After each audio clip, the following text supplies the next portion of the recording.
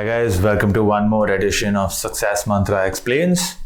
In the last video, we talked about the anti-conversion laws that have been framed in the state of Uttar Pradesh and are due to be framed in other states too. You can find a link to that video in the description below. And today we're going to talk about the contentious 2020 agricultural reform laws. So guys, I'm sure आप सब लोग ने news में देखा ही होगा, farmers protests हो रहे हैं over 3 laws that the central government has passed in order to reform the agricultural sector. So let's find out a little bit about these laws. Now, of course, the backdrop to the current situation is that large-scale farmers' protests have broken out in the national capital since the 26th of November. Today is the 4th of December, so it's been nearly 10 days that these protests have been continuing. And these protests are because of some concerns that farmers have in response to 3 laws that were passed by Parliament in September. Now, these laws were passed by Parliament in September, but they were issued as ordinances in June. And in September, Parliament passed them as regular laws, and they've already received the President's assent and come into force. Now, farmers' concerns regarding these laws revolve around the fact that these laws will create a framework where farmers will deal directly with large businesses and multinational corporations and outside of the APMCs. Now, what are these APMCs? APMCs are Agricultural Produce Marketing Committees, or mandis in other words. So traditionally, how farming works in India is that a farmer takes their produce to the APMC where this produce is bought and farmers have a guarantee at the APMC of something called an MSP, a minimum support price, which the government guarantees that farmers will get for their crops. Once farmers sell at APMCs, these middlemen take the product further. तो काफ़ी concerns रहे हैं agricultural sector में कि inefficiencies होती हैं, इसकी वजह से फार्मर्स की एक्सप्लॉयटेशन होती है एपीएमसीज में, and that was the reason that these laws were passed. However, these laws themselves have created controversy and many farmers are scared of the sweeping changes that these laws bring. Now, these laws specifically are: 1. The Farmers Produce Trade and Commerce Act of 2020. We will call this the FPTC. The Farmers Empowerment and Protection Agreement on Price Assurance and Farm Services Act, which we will call the FAPAS. And the Essential Commodities Act, Amendment Act 2020. So the Essential Commodities Act is actually a very old law. It's a law from 1955, but it has been amended. Now, the first of these, which is the FPTC, is what most of the farmers' concerns revolve around. This is the law that permits agricultural trade taking place outside of the APMCs that we talked about. That is the main purpose of this law. Apart from that, it also does a number of other things. That is, it creates alternate channels in which this trade may take place outside of these APMCs. It allows electronic trading. Market fee जो levy होती थी जब APMCs के बाहर कोई trade हो, वो market फी abolish कर दी गई है. And of course, it is because of this change in structure in the farming sector that this law is the most contentious. So let's see what that is all about. Now, supporters of the FPTC, the government of course, and supporters of the FPTC law in general say that this is a good law. Why? Because it takes the middleman out and gives farmers greater control over their produce, And apart from this, of course, is the factor that it allows a greater amount of competition in the marketplace, and it involves less government intervention, which they believe will help both farmers get a better price and will also help the market be more competitive. However, the controversy that has erupted on two grounds. Now, first is the fact that opposition parties and several other entities have expressed concerns कि can the central government legislate on this subject? So guys, under the constitution there is a scheme of power sharing.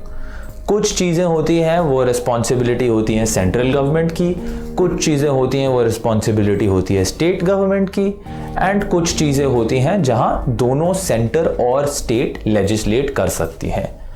So governments right to legislate on trade and commerce in food stuffs and interstate trade is well recognised, लेकिन agriculture और markets and fairs are state subjects for legislation. So some entities have expressed concerns that maybe the government is overstepping, the central government is overstepping its boundaries and legislating on a subject that it constitutionally cannot. However, this is still subject to a little bit of debate, because as I mentioned, the center can legislate on trade and commerce in foodstuffs and on interstate trade. Now, apart from this constitutional angle to it, farmers' concerns are mostly that अगर APMCs हट गए and APMCs are replaced by MNCs or big companies, तो farmers को MSP guarantee वहां से नहीं मिलेगी, and then these big companies will exploit them, and then farmers are worried that they will be in a situation that is even worse than they are in now. So that is the farmers' concern. That was the FPTC Act. Then the next law is of course the FAPAS Act. Now the FAPAS Act creates a framework for contract farming. तो contract farming actually कोई नई चीज नहीं है. Contract farming काफी time से हो रही है, जहां सीजनली या एनुअली फार्मर्स जो होते हैं they conclude a contract with the ultimate buyer, और फिर उस कॉन्ट्रैक्ट पे खेती की जाती है. So this law attempts to create a framework for this within which contract farming will take place, and this contract will be concluded prior to even sowing. So इस law का objective क्या है कि contract farming process smoothly हो जाए, and जो भी ultimate price मिलना चाहिए, अगर प्राइस वेरिएशन होगा किस तरीके से होना चाहिए, everything about the contract should be clear before the farmer does any work. Now the second aspect to this law is it creates an dispute settlement mechanism. तो normally of course हमारे पास courts हैं dispute settlement के लिए, but a lot of specialized laws set up their own specialized courts which we call tribunals. So there is a 3-level dispute settlement mechanism. There is a conciliation board. After the conciliation board, there is subdivisional magistrate, and then there is an appellate authority. So this is the dispute settlement mechanism under this act. Now with the FAPAS, of course, supporters again point out that farmers will have an assured price before any sowing takes place, that where prices are subject to variation, a guaranteed price for the produce and clear reference for any additional amount will be specified in the agreement. तो ये already decide किया होगा कि किस grounds पे price very हो सकता है. The process of price determination has to be mentioned in the agreement, and most importantly, no action can be taken against agricultural land of farmer for recovery of any dues. So even if farmers have any dues under this act, शायद कुछ debt हो, कर्ज हो उनके पास, ये debt जो है ये उनके एग्रीकल्चरल लैंड के अगेंस्ट सेटिस्फाई नहीं हो सकता है. तो ऐसा नहीं हो सकता है कि अगर फार्मर का डेट है, कोई कंपनी या कोई ट्रेडर ने आके उनके लैंड पे कब्जा कर लिया. That is expressly prohibited. However, the critics of this act and farmers that are protesting against this act are worried. Farmers are mainly worried about these 2 points. Critics, of course, are worried about all 3 in general. Now, farmers' concerns are, one, that the dispute resolution mechanism is outside the courts. तो farmers का concern क्या है? Farmers देखिए organized नहीं है सारे. Usually they will not have a lot of resources. तो farmers का कंसर्न है कि ये जो ट्राइब्यूनल्स हैं outside courts, they will not be able to fight legal battles there. Now अगर ये कंसर्न वैलिड है नहीं है, that is another issue, but that is the concern that farmers are having. And of course, the other concern is lack of assurance of minimum support price in this contract farming framework. Outside of that, there is another concern that because contract farming, of course, will happen with many MNCs and things of that sort, that concerns are about integration with world food markets. So India का जो agricultural sector है वो काफ़ी self sufficient और insulated है world market से, because in the last since independence that has been a main aim of successive governments, that India should be self-sufficient in food. Before independence we used to have regular famines and starvation, and of course one of the main aims of independent India was that has to stop. तो there are some concerns कि अगर world food markets के साथ हमने integrate कर लिया तो फिर शायद जो शॉक्स आएंगे वर्ल्ड मार्केट्स में वो हम इंडिया में भी फील करेंगे. This is of course a bigger concern because of the fact that apart from FAPAS, the Essential Commodities Act has been amended. Now, what is the Essential Commodities Act? The Essential Commodities Act was passed in 1955 when India had food scarcity problems, in fact scarcity problems in general, and this is an act to prevent hoarding.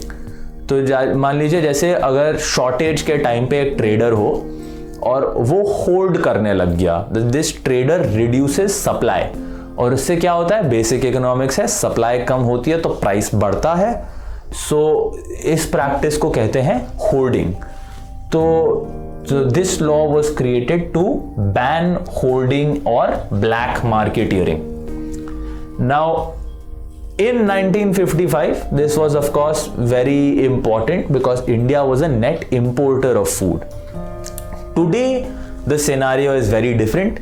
India is greatly self-sufficient in food. We make enough food to feed ourselves. In fact, we also export agricultural produce. So the amendment tries to reflect that. See what happens because of this act now, Essential Commodities Act. इसमें काफ़ी limits हैं stock holding पे कि आप इतना ही stock रख सकते हैं, इतना स्टॉक नहीं रख सकते हैं. And because of that stock holding limit, India में physical infrastructure for storage of produce इतना बना नहीं है, क्योंकि ज़्यादा स्टोरेज कभी अलाउ हुआ ही नहीं है. तो जैसे कि cold storage facilities, supply chains, ये थोड़े कमज़ोर हैं इंडिया में because of this legacy law. Because हमने हमारा लीगल सिस्टम ऐसा है कि हम स्टोरेज को डिस्ट्रस्ट के साथ देखते हैं because we were worried about hoarding.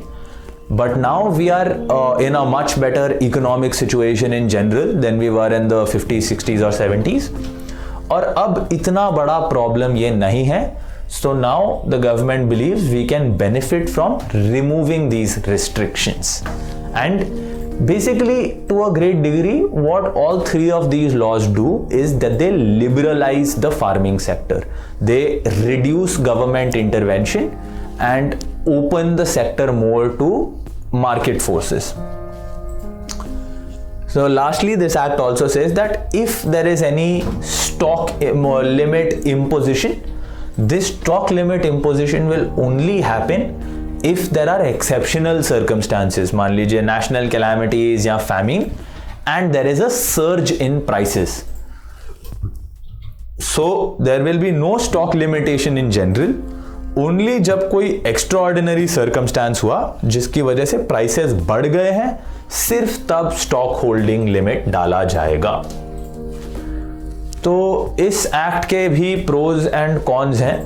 Supporters of this amendment point out that of course, जैसे कि मैं बोल रहा था, farmers' incomes will be boosted. They'll be able to sell their produce anywhere. They will not face government regulation. And of course, there have been concerns about negative effects of blanket stock limits, uncertainty of farmers, and जो मैं बोल रहा था infrastructure development for storage, इन सब पे negative effects पड़े हैं because of the Essential Commodities Act as it existed. So opponents, however, complain again. And this is a complaint that is across the board for all three laws. The political complaint is that all of these laws were passed without sufficient debate. तो पहले executive order में इन्हें as an ordinance पास किया था central government ने, और फिर voice vote में जब हुआ था, जैसे जो FAPS एक्ट है उसका वॉइस वोट जो हुआ था राज्यसभा में, वहाँ काफ़ी रकस हुआ था and opposition parties had claimed कि उसे रिकॉर्डेड वोट होना चाहिए, बट वो नहीं फॉलो हुआ था. So there were all these concerns. Opposition parties have concerns that the government has essentially railroaded these laws, that they have been passed without sufficient scrutiny or debate. And of course, the other concern is that lack of any provision of stock limits might lead to black marketeering and hoarding. So these are the three farm laws that have been passed about which there is so much debate.